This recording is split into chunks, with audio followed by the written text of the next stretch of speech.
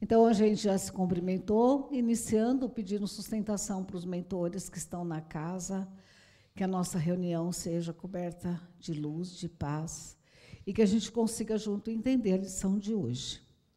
Eu já tinha anunciado, né, já tinha falado do tema, né, que é até engraçado. Eu nem vou perguntar para vocês se vocês têm medo da morte, porque a maioria vai falar que não, mas eu não acredito.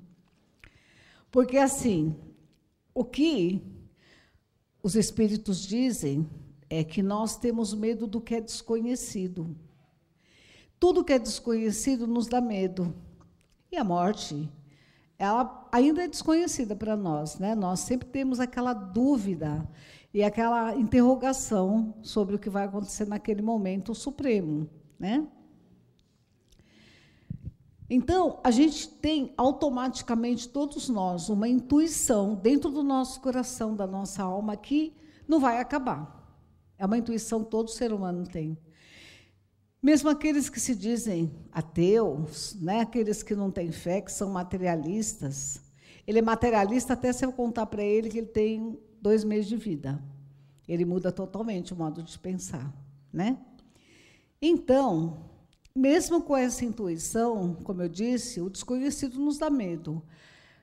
Exemplo, nós vamos fazer uma cirurgia. A gente acaba de saber que vai fazer uma cirurgia. A gente sente medo, porque não sabe o que vai acontecer, né? Nós vamos começar um novo emprego, a gente tem medo, porque não sabe o que vai acontecer, se vai dar certo, se não vai. Até no novo relacionamento, a gente tem uma certa cisma, né? E a proposta nossa dessa noite para trazer esse assunto é falar que é um acontecimento tão natural, tão comum na nossa vida, que nós já vemos, né, estamos caminhando há tantos séculos, encarnando e desencarnando, encarnando, desencarnando, embora a gente não se lembre, que é por isso que a gente tem a ideia de que não acaba, né? Tem gente que tem medo de que vai virar o nada. Tem gente que tem medo de ir para um lugar ruim, né? Tem gente que cometeu erros e acha que, porque cometeu erros, vai acontecer alguma coisa difícil, né? E até os trabalhadores, alunos espíritas, às vezes eles falam assim para mim, eu não sei se eu estou evoluindo, será que eu vou para um umbral? E fala isso com um certo medo, né? E aí eu vou contar uma história para vocês. Isso aí, essa imagem é um bico de luz, ok? Então, a história é assim. Um homem estava voltando do trabalho fora de hora, um pouco mais tarde que o normal. E ele vinha caminhando por uma estrada escura. E, nessa noite, não tinha lua.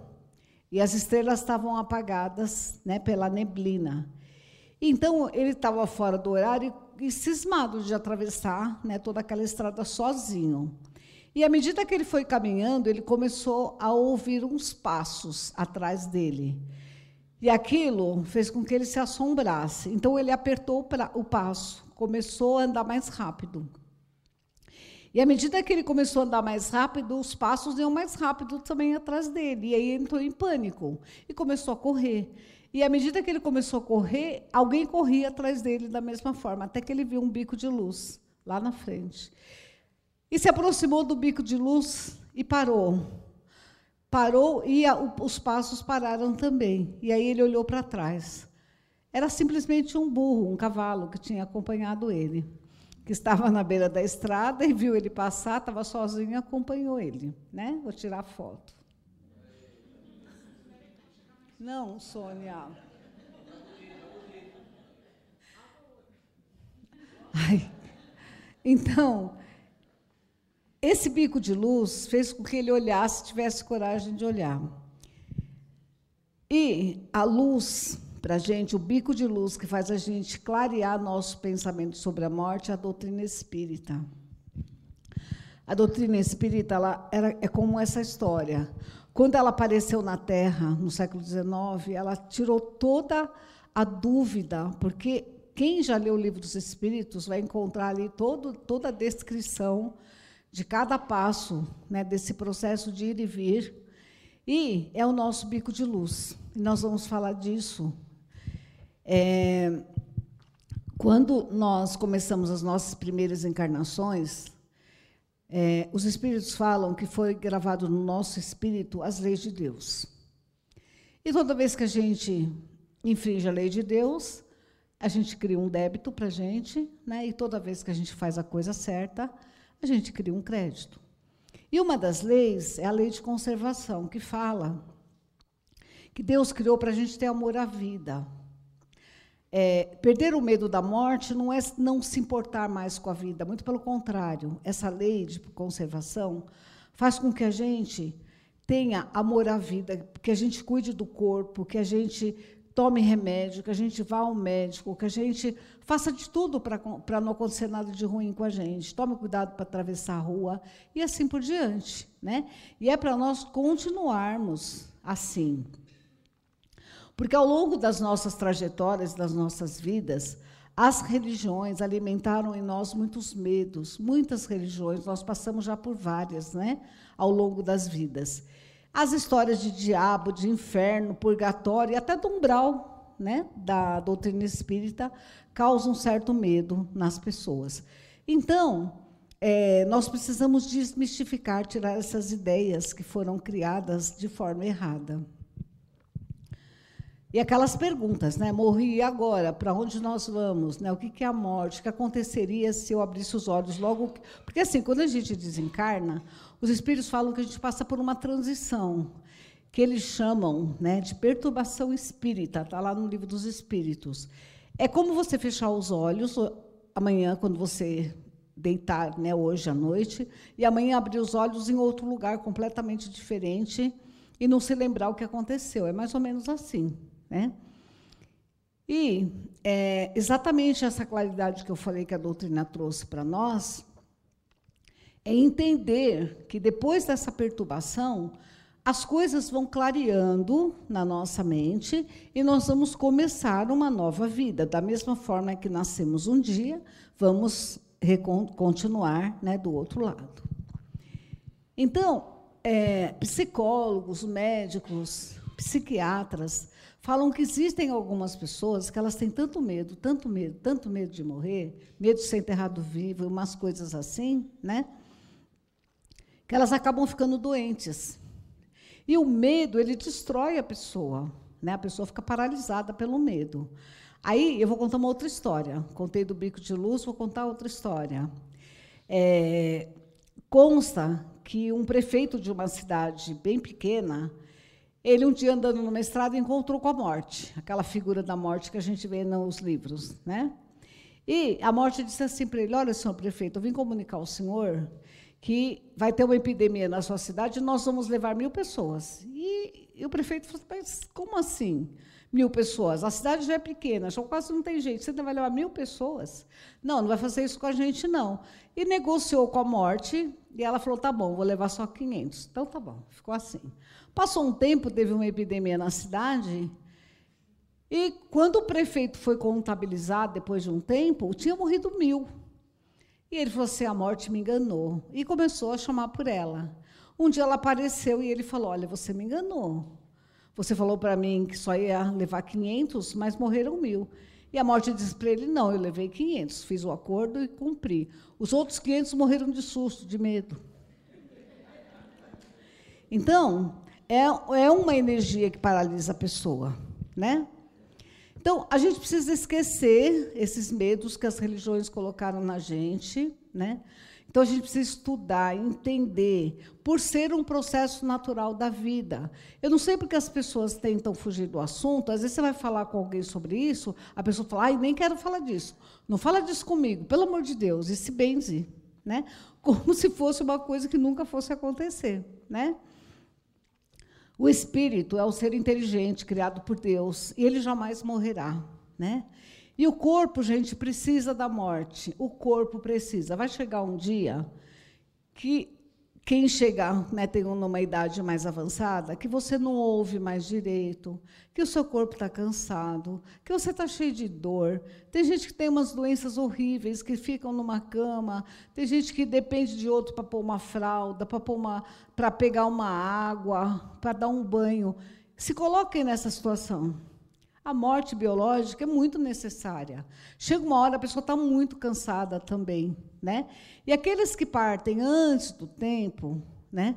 Cada caso é um caso e a gente não pode generalizar. Mas tem gente que vem cumprir uma etapa mais curta, tem gente que veio só para fazer uma missão. Então, cada caso é um caso. Mas a gente precisa entender que, se Deus fez dessa forma, essa forma é a certa. E, como eu disse, né, o Espírito ele é eterno, né, sobrevive em todas as nossas encarnações que nós tivemos e recomeça uma nova etapa. E quando Allan Kardec ele codificou o Livro dos Espíritos, que foi o início da doutrina espírita, ele fez a seguinte pergunta para os espíritos: é mais fácil encarnar ou desencarnar? E eles responderam: é mais fácil desencarnar. Quando você desencarna, você sai da prisão. E quando você encarna, você entra na prisão. Porque o corpo, as dificuldades da vida, os problemas familiares, a falta de dinheiro, as doenças, é uma prisão. E quando você cumpre a sua vida, luta por ela, e chega um dia que Deus te leva para viver uma nova vida, é uma libertação, né? E os Espíritos falam também, principalmente o André Luiz, que quando a gente está no mundo espiritual e vai encarnar, e a gente fica sabendo as coisas que a gente vai ter que passar, as provas mais difíceis, que a maioria de nós fica numa situação de medo, de insegurança, sem saber se você vai conseguir cumprir tudo aquilo que está previsto para você cumprir. É uma situação bem difícil, né? Às vezes você vai ter que trazer uma pessoa na sua família que vai te dar trabalho a vida inteira, vai nascer com uma deficiência física, vai passar pela prova da pobreza e outras provas, né? Então, quando você já cumpriu tudo que você tinha para cumprir e vai embora para começar tudo de novo, é uma bênção, né? A gente muda de dimensão, né? E, como a gente vive ainda no mundo de provas, a gente sabe que a gente não encontra ninguém que é completamente feliz, né? Aqui nós resgatamos nossos débitos, nós aprendemos, e a grande jogada da vida é evoluir, né? É uma escola, a Terra é uma escola. E, se por acaso a gente cometeu muitos erros na vida ou percebeu que a gente não conseguiu fazer tudo certo, porque pode acontecer da gente chegar numa idade mais madura, olhar para trás e falar: poxa, isso eu não devia ter feito, aquilo eu não devia ter feito, né? É só começar a fazer certo, porque não tem fim. Mesmo para aquelas pessoas que às vezes desejam a morte, não existe o fim, não existe a morte. Quem trabalhar na casa espírita conversa com quem já morreu, e a gente já está mais do que acostumado a conviver com isso, né? E saber que a vida segue da mesma forma, né? Real, verdadeira. No mundo espiritual, você estuda, você trabalha, né? Você tem uma série de atividades, tal qual a organização no mundo físico. O mundo espiritual é o mundo primitivo e verdadeiro. A vida física ela é uma cópia, né? Por isso que a gente tem que ser bem informado. Se a gente for bem informado, a gente cria uma fé tão forte que, dependendo da sua situação, a situação de saúde, de ter que depender de alguém, você até deseja a morte, porque você sabe que você vai abrir o olho num outro lugar e vai continuar vivendo. E, claro que depende essa consciência do nível de evolução. Tem pessoas que nunca vão entender isso, né? E a pessoa que carrega a culpa, e por isso tem um certo medo, é como eu disse, tem que começar a fazer as coisas direito. E aí a gente tem a Bíblia, a gente tem o Evangelho segundo o Espiritismo. Se a gente preferir a Bíblia, a gente vai no Evangelho de Mateus, capítulos 5, 6 e 7 e 8, e tudo que a gente precisa fazer, existe lá um manual, chamado Sermão do Monte. Lá, Jesus disse claramente tudo o que é preciso fazer para você entrar no mundo espiritual em plena felicidade, encontrar as pessoas que você ama e que foram antes que você. Então, quem carrega uma certa culpa, acha que errou muito, é só começar a fazer certo daqui para frente, né? A lição diz para a gente que quem quer ter uma boa morte tem que ter tido uma boa vida. Ou seja, tentar corrigir os defeitos, ajudar as pessoas que estão ao seu lado, ser uma pessoa mansa, pacífica, colaborativa, fazer todo o bem que é possível, né? Para quando chegar a nossa hora de partir, a gente ir tranquilo. Aqui é uma cena de um desencarne. Tem um rapaz deitado ali, né? Existe um cordão que liga o espírito, que chama cordão de prata. É só olhar ali na imagem, né? Aconteceu o desencarne, o cordão foi rompido, a família está ali, né, chorando, e o espírito vai seguir, e pela carinha dele está bem feliz, né? Esse fenômeno tem dois lados. Você desencarnar ou quando desencarna alguém que você ama. São duas situações diferentes, né? Aquele que parte, que no caso é o rapaz ali que a gente está vendo, né? Ele está sentindo um certo alívio. A gente vê pela imagem que ele devia estar muito enfermo, devia estar com dores, né? Então, aquele que parte, quando ele tem a consciência tranquila, os espíritos dizem que ele é recebido por pessoas que ele conhece, que já viveram com ele em outras vidas, pessoas dessa vida mesmo que partiram antes que ele, né? Seu mentor, né? E quando é alguém que a gente ama que parte, a gente precisa respeitar isso, né? Respeitar a vontade de Deus e não tentar prender a pessoa, principalmente se a pessoa não está passando por uma situação feliz, quando a pessoa está em sofrimento, né? Nós devemos... a gente não precisa guardar todas as coisas da pessoa como se fosse uma relíquia. A gente guarda um tempo até sair toda a energia da pessoa e faz caridade com aquilo, ou doa para a família que precisa, né? Mas, assim, o que o espírito mais precisa, quem desencarna, é de oração. E é o que menos as pessoas entendem isso. Vela, flores, qualquer tipo de homenagem, até uma placa, quem é famoso, que recebe placa de homenagem, praça com o nome, para o espírito isso não serve para nada. A única coisa que você faz por uma pessoa que desencarna, que faz para ela um bem imenso, é como você está morrendo de sede e alguém te dá uma água geladinha, é a oração. E a gente, né, toda vez que lembrar, desejar o bem da pessoa, isso faz um bem imenso para ela. E nós precisamos fazer amizades e fazer o bem para que um dia a gente, quando desencarnar, também receba orações, porque isso é que vai ajudar, né, a nossa caminhada feliz do outro lado. E uma coisa interessante, minha mãe, quando eu era criança, minha mãe era católica. Ela levava a gente nos velórios, que na época era em casa, né? Era na sala da casa. Ela falava assim, ó, se benze lá no pé do caixão, porque ele virou santo. Que é mentira, né, gente? É mentira, todo mundo sabe que é mentira, né?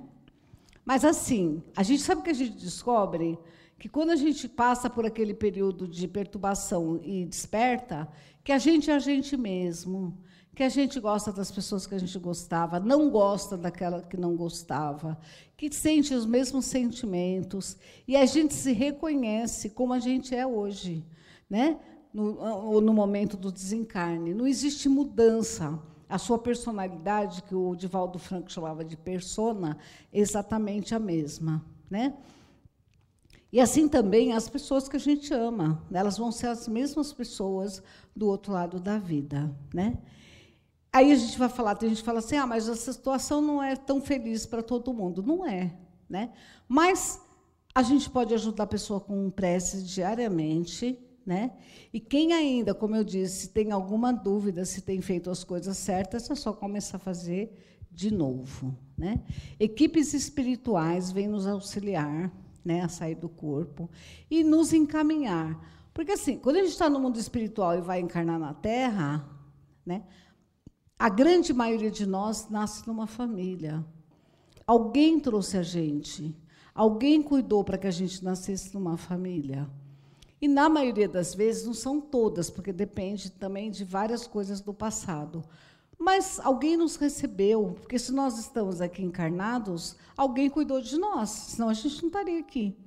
Da mesma forma, acontece o contrário. Quando você abre os olhos lá, vai ter alguém para cuidar de você, né? E você vai começar tudo de novo. E a gente precisa sempre, né, aceitar as coisas de Deus. Isso é uma coisa que todo mundo tem que colocar. Nunca ficar questionando Deus, por quê, por quê, por quê. Cada um vai no seu momento, né? Então, nos preparar para esse momento, né? Aquele que fez o bem, ou então não se complicou muito, vai ser muito feliz no mundo espiritual, né? Vai abrir os olhos e vai ficar feliz, né? E as situações que não forem felizes são passageiras e transitórias, não existe nada definitivo, né?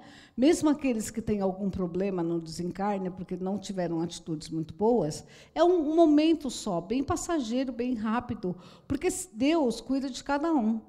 Sempre haverá pessoas para cuidar daquelas pessoas que estão precisando no mundo espiritual. E eu vou repetir 1000 vezes, sempre a nossa oração para ajudá-los. A cena é do processo reencarnatório. Ela não está completa, mas começa assim, ó. Lá embaixo tem um menininho, um bebê, né? Você nasce, daí você vira uma criancinha, depois você vira um garoto, uma garota, depois você vira um adolescente, depois você vira um adulto, depois você vai amadurecendo, depois vai para a fase, né, da velhice e acaba com o desencarne. Lá no chão tem um esqueleto. E aí dá a volta, começa tudo de novo. Um bebê que vira uma criança, que vira um jovem, que vira, né, um adulto, e assim por diante, né? E nós vamos continuar estudando no mundo espiritual, né? E as experiências adquiridas aqui na vida, elas vão valer para a gente, né? E a gente também tem que pensar assim, quando alguém desencarna, a gente tem que olhar e falar assim, ó, logo vai ser minha vez. É verdade, logo vai ser minha vez. Então, eu vou me preparar para isso, não é? Então, a gente tem que entender que está numa fila indiana e caminhando para frente, certo? A doutrina espírita, né, fala que Deus, ele criou esse processo de evolução porque ele não dá para a gente as coisas prontas sem merecimento. Nascer,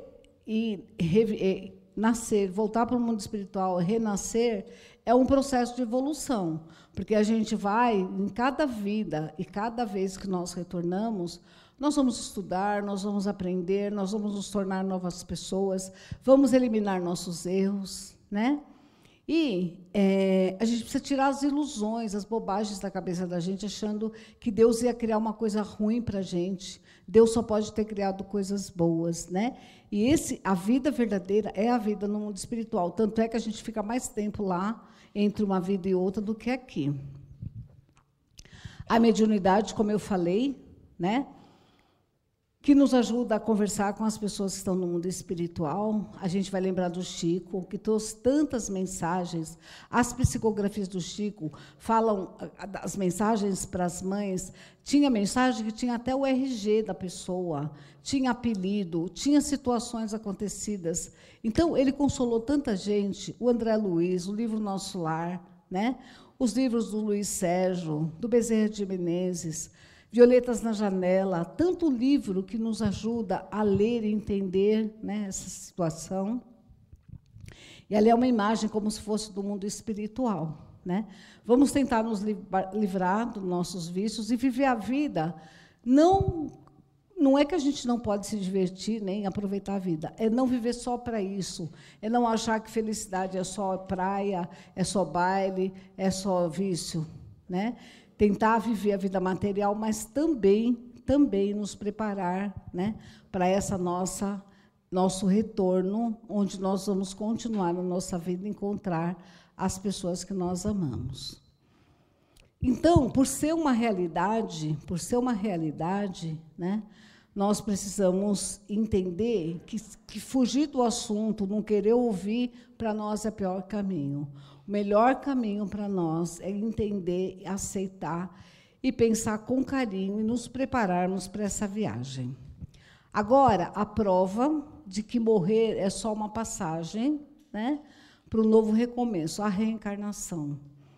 E, embora a gente fale tanto, o espírita fala, então, reencarnação, reencarnação, reencarnação, Mas existem provas da reencarnação, né? E muitas pessoas, atualmente crianças, lembram muito das vidas anteriores. Se a gente for lá no YouTube colocar casos comprovados de reencarnação, a gente vai ver várias situações. Eu vou colocar 3 vídeos aqui, eles todos juntos vai dar uns 3, 4 minutos, tá bom? Não é perda, porque gente não se perde relógio, óculos, caneta, esse a gente perde. Pessoas morrem, desencarnam. E desencarnam não é a pior coisa que pode acontecer. A pior coisa que pode acontecer, no meu conceito, é a pessoa ter uma lesão cerebral e ficar numa vida vegetativa por anos a fio. Eu lembro-me de um caso clássico, Anne Killer, aquela jovem de New Jersey, que a família pediu para desligar os aparelhos depois de 8 anos. Vendeu tudo, porque teve que fazer uma mini UTI, porque o UTI é muito caro, fazer dentro de casa. Terminou vendendo o carro, vendendo a casa, vendendo a geladeira, para poder manter. E ela não morria de jeito nenhum. Então pediram para desligar os aparelhos. A corte de New Jersey negou. Aí apelaram para a Suprema Corte. E a Suprema Corte permitiu. Desligar os aparelhos e ela não morreu. Ainda viveu mais 2 anos. Isso me impressionou muito. Deve ter assim uns 15 anos. Mas foi famoso no mundo inteiro. E um dia, conversando com Chico Xavier, eu digo, como explicar um caso desse? Então, Emmanuel, o guia de Chico Xavier, diz, ela foi drogada na encarnação anterior. Usava haxixe. Nesta veio condicionada e começou a usar o ácido lisérgico. Depois passou para a cocaína. E então tomou uma overdose e entrou em coma. Daí o perispírito estava tão imantado da droga que se utilizava do corpo, das energias do corpo para nutrir-se. Daí ela ficou uns 8 a 10 anos em coma.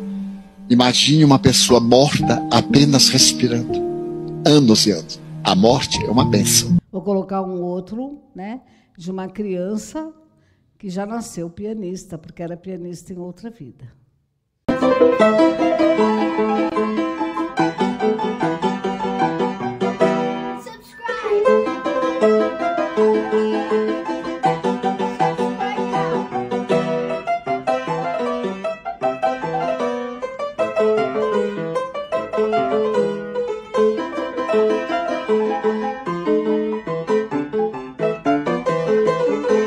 E agora uma comprovação. Este é o único caso confirmado de reencarnação na história humana, e é verdadeiramente assustador. Em 1943, na pacata cidade de Altoona, Pensilvânia, um jovem casal teve uma filha chamada Lily. No começo, ela parecia uma criança comum, até que começou a dizer palavras que ninguém conseguia entender. O mais assustador eram frases inteiras em espanhol, um idioma que ninguém na família falava.